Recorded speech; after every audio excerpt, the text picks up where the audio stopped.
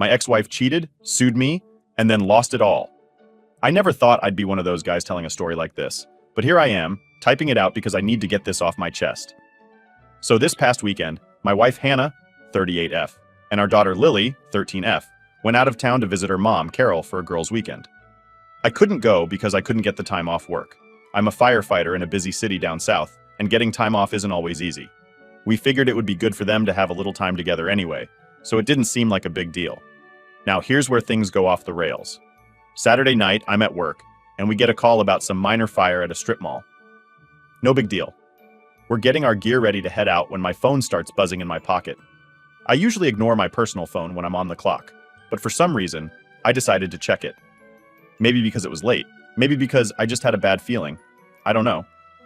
Anyway, I pull out my phone, and I've got like 6 missed texts from Lily and a couple from a number I didn't recognize. I scroll through the messages, and I see that Lily's in the hospital. She had gone ice skating with her friends, took a bad fall, and broke her wrist. My heart sank. There's nothing worse than your kid being hurt and you not being there. But what really messed me up was that Lily couldn't get treatment yet because they couldn't find Hannah. The texts from the unknown number, turns out they were from Beth, one of Hannah's friends. Beth had been with Lily at the hospital. She says she's been trying to reach Hannah too, but no luck.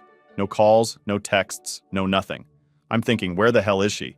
Our daughter's in the ER and my wife is nowhere to be found. So I start freaking out, thinking maybe something happened to her too. Then I check our family's location sharing app. You know, the one where you can see where your family members are at all times.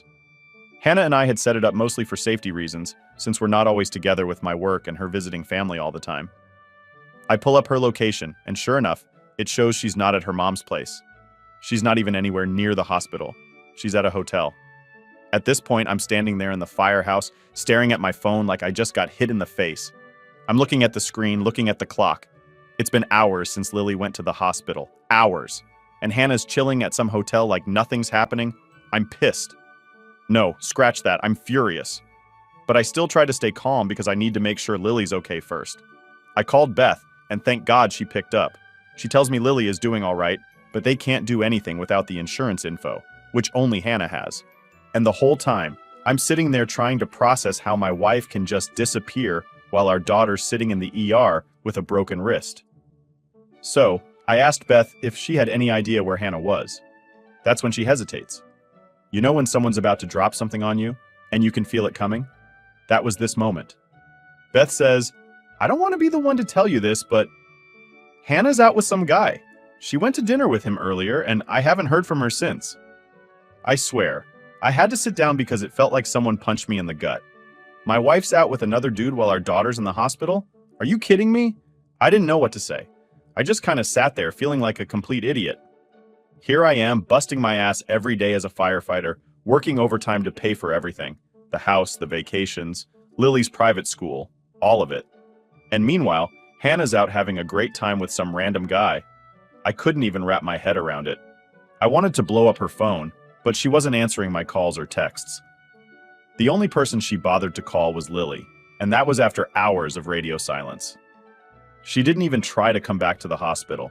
Beth ended up taking Lily back to her grandmother's after she finally got a cast on her arm. The worst part?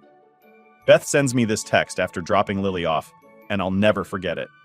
She said, I'm sorry you had to find out this way about Alex. I thought you knew. About Alex? Who the hell is Alex? I didn't know anything about some Alex. Apparently, this guy had been in the picture for a while. Beth said this wasn't the first time Hannah had snuck off to see him whenever she went back to visit her mom. Every time I couldn't go with them, she'd meet up with him. It's like I'd been working all these extra hours thinking I was giving them the life they deserved, and meanwhile, Hannah's been sneaking off with this dude behind my back. I felt like the biggest fool on the planet. By the time my shift ended, I didn't even want to go home. I drove around for a while just trying to think about what the hell I was supposed to do next. I kept replaying everything in my head. Every argument, every time she went to visit her mom without me. All those moments I didn't think twice about now seem so obvious. But the reality is I didn't want to see it.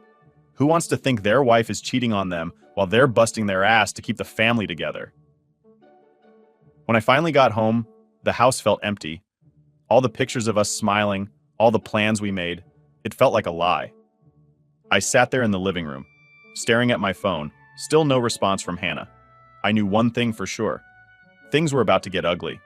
I wasn't going to sit around and pretend everything was fine. I wasn't going to be one of those guys who just lets it happen. I had to talk to her, and I had to do it face to face. But I already knew, deep down, this wasn't something we could fix. I barely slept that night.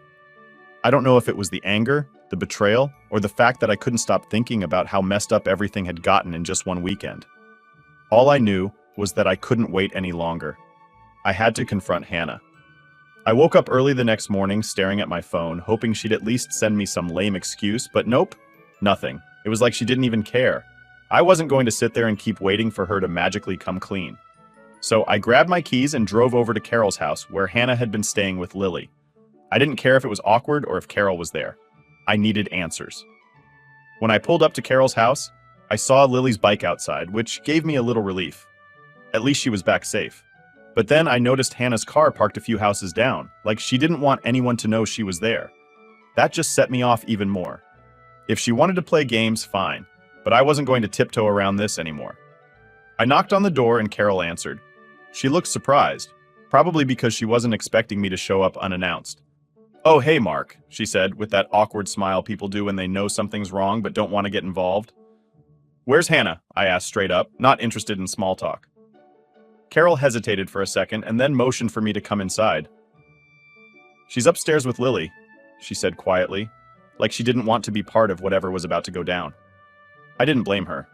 I marched upstairs, and as soon as I got to the door of the guest room, I heard voices. Lily was talking to Hannah about her wrist, and it sounded like everything was perfectly normal. That pissed me off even more. I opened the door and both of them looked at me, surprised. Lily smiled and said, "Hey, Dad," like everything was fine. But Hannah, she just froze. She knew why I was there. I tried to keep it together for Lily's sake. "Hey, sweetie, how's your wrist?" I asked, trying to sound calm.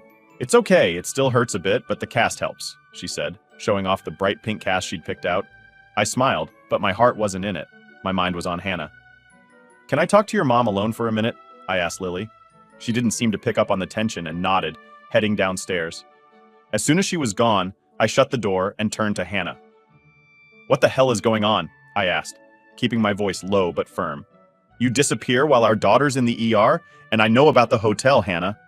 Hannah's face turned pale and she looked down at her hands like a kid who just got caught stealing candy. "Mark, I'm sorry," she started, but I cut her off. "Sorry? That's all you've got? You're sorry?" My voice was starting to shake from anger, but I tried to stay calm.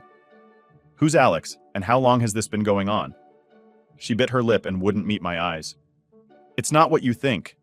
"Bullshit," I snapped. "I know exactly what it is. You've been sneaking around with him every time you come here without me, so don't even try to play dumb." That's when she finally broke. "Okay, yes, I've been seeing Alex, but it's complicated, Mark. I didn't plan for this to happen." I laughed, but it wasn't because it was funny. "Complicated? You were screwing another guy while I was working overtime to pay for this family. What's complicated about that?" She flinched like I'd slapped her, but I didn't care. She needed to hear it. "How long?" I demanded again. "Tell me the truth." "A few months," she said quietly, still not looking at me. "A few months?" I could feel the rage boiling up inside me. "So while I'm working 60-hour weeks, thinking everything's fine, you're off having an affair?" She finally looked up, her eyes filled with guilt, but I wasn't about to let her play the victim. "I didn't want it to be like this, Mark. I wasn't happy, okay? You're always at work, and when you're home, you're exhausted. I needed something else." I couldn't believe what I was hearing. "So instead of talking to me, you just decided to cheat. You decided to blow up our entire family because you needed something else." She started crying then, but it didn't make me feel any better. I'd seen her cry before, and it always worked in the past. But this time, I wasn't falling for it. "I didn't mean for it to go this far," she sobbed. "I thought maybe it was just a phase, but what? It wasn't a phase, was it? You were going to keep sneaking around until you got caught, right?" She didn't answer. That's when I knew I was right. She never planned on telling me. If Lily hadn't broken her wrist, if Beth hadn't told me, I'd still be in the dark. "So what now?" I asked, my voice flat. "You think we can just pretend like this didn't happen? You think I'm just going to let this slide?" Hannah wiped her eyes and shook her head. "I know I messed up, but I don't want to lose you. I don't want to break up our family." I stared at her, not believing what I was hearing. "Hannah, you already broke it. There's nothing left to save." For a moment, she looked like she was going to argue, but then she just nodded, defeated. "What do we do now?" she whispered. I sighed, feeling a mix of exhaustion and anger. "We get a divorce. That's what we do." Her eyes widened. "You can't be serious." "I'm dead serious," I interrupted. "I'm not going to stay married to someone who cheats on me and doesn't even have the decency to own up to it. I'll talk to a lawyer. We'll figure it out." Hannah sat there, stunned, as I turned and left the room. I didn't want to look at her anymore. The person I thought I knew, the person I thought I could trust, was gone. I went downstairs, and Lily was sitting at the kitchen table with Carol, eating a bowl of cereal like nothing was wrong. I smiled at her, trying to hide the storm brewing inside me. I knew I had to keep it together for her sake. Whatever was coming next, I had to be strong for her. Update 1. After leaving Carol's house, I drove around for what felt like hours. I didn't know where I was going or what I was supposed to do next. My mind was racing, thinking about everything Hannah had said. I kept hearing her excuses over and over in my head. I wasn't happy. Like that made it okay. Like that somehow gave her permission to ruin everything we built together. When I finally got home, I just sat in my car for a minute, staring at the house. It was weird. This place that used to feel like home suddenly felt wrong, like I didn't belong there anymore. I eventually forced myself to go inside, but the silence hit me like a ton of bricks. Normally, I'd come home to Lily laughing, Hannah asking how my day was, the sounds of our family. Now, all I had was quiet. I knew I had to start thinking about the next steps. This wasn't just about me anymore. Lily was caught in the middle, and I had to do whatever it took to protect her. That meant talking to a lawyer. I hated the idea of dragging this mess into court, but I wasn't going to let Hannah take advantage of me anymore. If she wanted out, fine, but she wasn't getting everything. The next morning, I called a divorce lawyer. It felt like a punch to the gut just making that call, but I knew it had to be done. I set up a consultation for later that week. In the meantime, I still had to figure out how to talk to Lily. That was the hardest part. She didn't deserve any of this, and I wasn't sure how to explain it to her without breaking her heart. 2 days later, I picked Lily up from school. I had been dreading this conversation, but I couldn't avoid it forever. We drove in silence for a bit, and I kept glancing at her, trying to figure out the right words to say. How do you tell your kid that their mom's been lying to them? That their family's falling apart? Finally, I just went for it. "Hey Lil, can we talk for a minute?" I asked, keeping my eyes on the road. She shrugged. "Sure, what's up?" I took a deep breath. "You know how things have been a little weird lately? With me and your mom?" She didn't say anything at first, but I could see the gears turning in her head. "Yeah," she said quietly. "I noticed." I nodded, gripping the steering wheel a little tighter. "Well, the thing is, your mom and I aren't going to be together anymore. We're getting a divorce." I heard her take a sharp breath, and I braced myself for the questions. But all she said was, "Is it because of that guy?" That hit me like a freight train. She knew. Somehow she already knew. "What do you mean?" I asked, trying to stay calm. But my heart was pounding. Lily shifted in her seat, looking down at her hands. "I saw her with him. When we were at Grandma's. They didn't think I noticed, but I saw them hugging and she kissed him." I felt like the air had been sucked out of the car. My 13-year-old daughter had to witness that, and I didn't even know. I didn't think it was possible to be more angry at Hannah, but in that moment, I was boiling. I could barely keep it together. "I'm so sorry, Lily," I said, trying to keep my voice steady. "You shouldn't have had to see that. None of this is your fault, okay?" She nodded, but I could see the tears in her eyes. "Are we going to be okay?" she asked, her voice small and scared. That question just about broke me. I reached over and squeezed her hand. "Yeah, kiddo, we're going to be okay, I promise." A few days later, I had my meeting with the lawyer. I walked into her office feeling like a deer in headlights. I'd never been through anything like this before, and the whole thing just felt so unreal. Like, was this seriously happening? Was I really about to start a divorce? The lawyer, Michelle, was sharp. She didn't mess around and got straight to the point. "So, Mark, I understand you're looking to file for divorce. Tell me what's been going on." I didn't hold back. I told her everything, how I found out about Hannah's affair, how she'd been seeing this Alex guy for months behind my back, how she wasn't even there when Lily needed her at the hospital. Michelle listened quietly, nodding as I went on. When I was done, she leaned back in her chair and sighed. "Well, it sounds like you've got a pretty solid case," she said. The fact that she's been unfaithful could work in your favor, especially when it comes to custody. That word, custody, hit me like a ton of bricks. I hadn't even really thought about it until then. This wasn't just about splitting up our stuff and going our separate ways. This was about Lily, my daughter, the person I loved more than anything in the world. What do you think my chances are? I asked, trying to keep the panic out of my voice. Michelle gave me a reassuring smile. Based on what you've told me, I think you have a good shot at getting primary custody. You're the stable parent here. You've been the one working, providing for the family, and Hannah's actions show that she's not exactly putting your daughter's best interests first. I nodded, feeling a small wave of relief. What about the house, the bills? How's that going to work? She laid it all out for me. How we'd have to divide everything, how I'd probably have to pay Hannah some spousal support for a while, but that we could negotiate the terms. It wasn't going to be easy, but it was doable. As I left her office, I felt a strange mix of emotions. Relief, anger, sadness. It was all swirling around in my head. But I knew one thing for sure. I wasn't going to let Hannah walk all over me anymore. I was going to fight for my daughter, and I wasn't going to let her destroy what was left of our lives. That weekend, Hannah finally came to pick up her things from the house.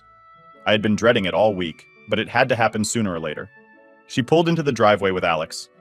Of course, she didn't even have the decency to come alone. I stood by the door as they got out of the car, trying to keep my cool. Lily was with her friend, thank God, so she didn't have to see this. Hannah barely looked at me as she walked past, heading straight for the bedroom to pack up her stuff. Alex stood awkwardly by the car, not sure what to do with himself. I didn't care enough to acknowledge him. As she packed, I could feel the tension building in the house. I wanted to scream at her, tell her how much she had hurt me. But what was the point? She wasn't the person I thought she was anymore. When she finally came downstairs, bags in hand, she looked at me for the first time. "I'm sorry," she said quietly. I stared at her for a moment, then shook my head. "No, you're not." And with that, she left. Just like that, years of marriage, of building a life together, were over. Update 2. So the day finally came. I didn't expect it to happen so fast, but Hannah had filed for spousal support and we were headed to court. I wasn't thrilled about it, but I also wasn't going to roll over and let her take everything. She had already packed up her stuff and moved in with Alex, but apparently, that wasn't enough. Now she wanted money. My money. The same money I'd been working overtime to make while she was off sneaking around behind my back. I wasn't having it. The morning of the court hearing, I woke up feeling anxious as hell. I kept going over everything in my head, trying to remember what the lawyer had told me to do, what documents I needed to bring. I had spent the night before printing out bank statements, bills, text messages, anything that would show I wasn't some deadbeat. I got to the courthouse early.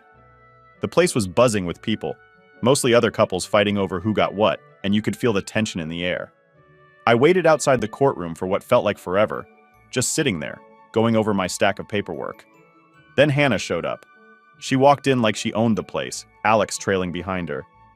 He didn't come into the courtroom, thank God, but just knowing he was there put me on edge.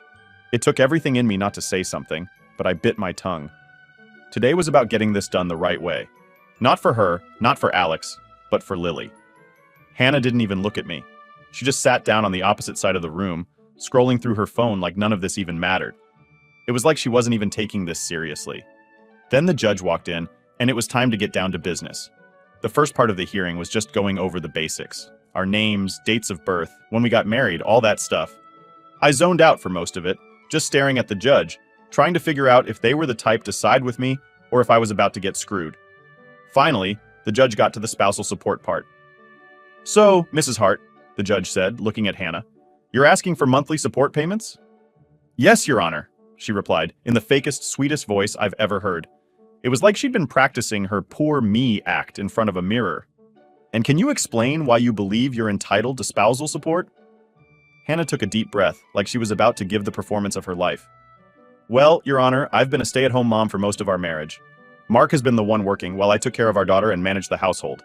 Now that we're separated, I don't have an income, and I need help to get back on my feet." I almost laughed out loud. Managed the household? The only thing she managed was sneaking around with Alex and making sure I was working hard enough to pay for her little vacations. But I kept my mouth shut. The judge nodded, writing down notes, and then looked at me. "Mr. Hart, do you have anything to add?" This was it, my chance to finally lay it all out. I pulled out the stack of papers I had printed and handed it to the judge. "Your Honor, I've been the sole provider for my family for years, yes, but my wife hasn't exactly been the stay-at-home mother she's making herself out to be. While I was working overtime, she was carrying on an affair. I have evidence here that shows she was spending money on hotels and restaurants, and I believe that should be taken into account when considering her request for spousal support. The judge looked through the papers, flipping through the highlighted transactions, and I could see them nodding slightly. Hannah squirmed in her seat but didn't say anything. Furthermore, I continued, I've been paying for everything. The mortgage, the utilities, Lily's school fees, even the groceries. I'm not refusing to help her, but I don't think it's fair for her to get spousal support on top of what I've already been doing when she's the one who chose to leave. I could see Hannah's lawyer whispering in her ear, probably trying to come up with some kind of defense, but it was too late. The judge looked back at her. Mrs. Hart, do you have a response? Hannah stammered for a second before saying, Your Honor, the affair is irrelevant. We're here to discuss the financial situation, and I still need support to maintain my standard of living. I couldn't believe what I was hearing. She thought she deserved the same standard of living she had while we were married, while she was living with Alex. It was like I was living in some alternate reality. The judge shook their head. The affair may not be relevant to the financial situation directly, but it does speak to the circumstances of your separation. I'll take everything into consideration and make my decision shortly. The courtroom was silent as the judge looked over the documents, and I could feel my heart racing. This was it. Whatever the judge decided would shape the rest of my life, financially at least. I glanced over at Hannah, who was still scrolling through her phone like she couldn't care less. That's when I realized that no matter what the judge said, I had already won in a way. She didn't care about us, about me, or even Lily. Not really. She was only in it for herself. Finally, the judge spoke. Mr. Hart, given your role as the primary provider and the circumstances surrounding the separation, I'm going to deny Mrs. Hart's request for ongoing spousal support. Hannah's face dropped. I could see her mouth open slightly like she was about to protest, but she didn't. The judge wasn't done yet. However, the judge continued, I will order a one-time payment to assist Mrs. Hart with transitional expenses, but beyond that, both parties will be responsible for their own financial futures. I felt this massive weight lift off my shoulders. A one-time payment I could handle. Ongoing support? No way. The judge signed the paperwork, and just like that, it was done. After the hearing, Hannah didn't say a word to me. She just stormed out of the courtroom with her lawyer, probably going to complain about how unfair everything was. I didn't care. I had done what I needed to do. Walking out of the courthouse, I felt like I could finally breathe again. It wasn't just about the money. It was about the principle. I wasn't going to let her keep taking from me after everything she'd done. She had made her choices, and now she had to live with them. As I got into my car and drove away, I realized this was the first step toward getting my life back. It wasn't going to be easy, and there was still a long road ahead, but at least I wasn't stuck in that toxic mess anymore. I had Lily, and that was all that mattered. Update 3. The days after the court hearing were kind of a blur. For the first time in a while, I wasn't constantly looking over my shoulder, waiting for the next fight with Hannah, the next argument about money, or whatever else she could throw at me. It felt weird, like there was this big space in my life now, but at the same time, I could finally breathe again. Lily seemed to pick up on the shift too. She wasn't asking about her mom as much, and when we were together, it felt easier, like a weight had been lifted for both of us. That was all I really cared about, making sure she was okay through all of this. A week or so after the court hearing, I got a text from Hannah. I almost didn't open it, but curiosity got the best of me. It was short. Can we talk about Lily? I stared at the screen for a minute. Of course, she didn't want to talk about anything else. Not the affair, not how she screwed up our family, just about Lily. Like that was going to magically fix everything. I took a deep breath and replied, What do you want to talk about? Her response came almost immediately. I want to see her. She's my daughter too. I knew this was coming, but it still pissed me off. She hadn't even tried to reach out to Lily since the whole mess started, and now, all of a sudden, she wanted to play the concerned mom. I thought about ignoring her, but I couldn't do that. As much as I hated Hannah for what she did, Lily deserved to have a relationship with her mom, at least if that's what she wanted. I texted back, I'll talk to Lily and see how she feels about it. That was the end of the conversation, for now. I didn't want to deal with it, but I had to. After all, this wasn't about me. It was about what was best for Lily, and even though I wanted to protect her from everything, I knew she had the right to decide for herself. That evening, I sat down with Lily after dinner. We were watching one of those true crime shows she's weirdly obsessed with, and I figured now was as good a time as any to bring it up. "Hey, Lil," I said, turning the volume down. She looked over at me, raising an eyebrow like she knew something serious was coming. "Your mom texted me today. She said she wants to see you." Lily didn't say anything at first, just stared at the TV like she was trying to avoid the conversation. I gave her a minute, not wanting to push her. "Do you want to see her?" I finally asked, keeping my voice as calm as I could. She shrugged. "I don't know." I could see the conflict in her eyes. On one hand, Hannah was still her mom. No matter what she did, that bond was hard to break. But on the other hand, Lily had seen a lot of what had gone down. She wasn't blind to the fact that her mom had betrayed our family. "I get it," I said. "It's a tough situation, but you don't have to make a decision right now. If you want to see her, that's fine. If not, that's fine too. It's up to you." Lily nodded, but she still didn't look at me. "What if she just does it again?" she asked quietly.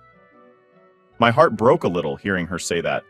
No kid should have to worry about their parents screwing them over again. But I couldn't lie to her. I couldn't promise her that Hannah wouldn't let her down again, because honestly, I didn't know. "I don't know, Lil," I said, being as honest as I could. "But if she does, I'll be here. Always. I'll never let you down." That seemed to be enough for her. She nodded again, and we went back to watching our show. But I knew that conversation wasn't over. It would come up again, probably sooner than later. I just had to be ready when it did. A few days later, I got another text from Hannah, this time asking when she could see Lily. She wasn't messing around. I told her to hold on while I talked to Lily again. "Mom wants to see you," I told Lily, trying to sound casual, like it wasn't a big deal, even though it felt like one. Lily thought about it for a minute and finally said, "I guess I can see her, but I don't want to go alone." I wasn't expecting that, but it made sense. "Okay, we can do that. I'll be there too. We'll meet somewhere public just to make it easier." Lily nodded, and that was that. I texted Hannah and set up a time for us to meet at a park in town. I figured it was neutral ground and a good place for Lily to feel safe. Plus, it was public enough that if things went sideways, we could leave without a scene. The day of the meeting, Lily was quiet, and I could tell she was nervous. I didn't blame her. I was nervous too. I didn't know how this was going to go, and part of me was dreading the whole thing. But I put on a brave face for Lily. We got to the park a little early, and I let her wander off to the swings while I waited for Hannah to show up. I spotted her car pulling into the parking lot a few minutes later, and my stomach tightened. She got out, looking like she had tried a little too hard to look normal, but it didn't fool me. I could see the tension in her shoulders, the way she kept adjusting her jacket. She walked over, and I waved her over to the bench where I was sitting. I could see her scanning the park for Lily, and when she spotted her on the swings, she smiled, but it didn't reach her eyes. "Hi," she said awkwardly, sitting down next to me. "Hey," I replied, not really wanting to make small talk. There was an awkward silence for a minute before she finally asked, "How is she?" I shrugged. "She's fine. She's strong." Hannah nodded, biting her lip like she didn't know what to say. After another minute of silence, she asked, "Do you think she'll want to talk to me?" I looked over at Lily, who was still swinging, her face focused but calm. "I don't know," I said honestly, "but she's here. That's a start." Hannah looked over at Lily too, and for a split second, I could see real sadness in her eyes. Maybe she regretted everything. Maybe she was just sad she got caught. I wasn't sure, and honestly, I didn't care anymore. What mattered was Lily. After a few more minutes of awkward small talk, I called out to Lily. "You ready to come talk?" She got off the swing and walked over slowly, like she was testing the waters. I could see Hannah light up as she got closer, but Lily kept her distance. "Hi, sweetie," Hannah said softly. "I've missed you so much." Lily just nodded. "Hi, Mom." The rest of the conversation was short and to the point. Lily didn't say much, but she didn't seem angry either. Just distant. I guess that's the best way to describe it. She wasn't ready to forgive, but she wasn't shutting her out completely either. When it was over, we said our goodbyes, and as I watched Hannah walk back to her car, I felt nothing. No anger, no sadness, just nothing. It was like I had finally let go of all the baggage. We drove home in silence, but this time it wasn't the heavy kind of silence. It felt lighter, like maybe, just maybe, we were going to be okay after all.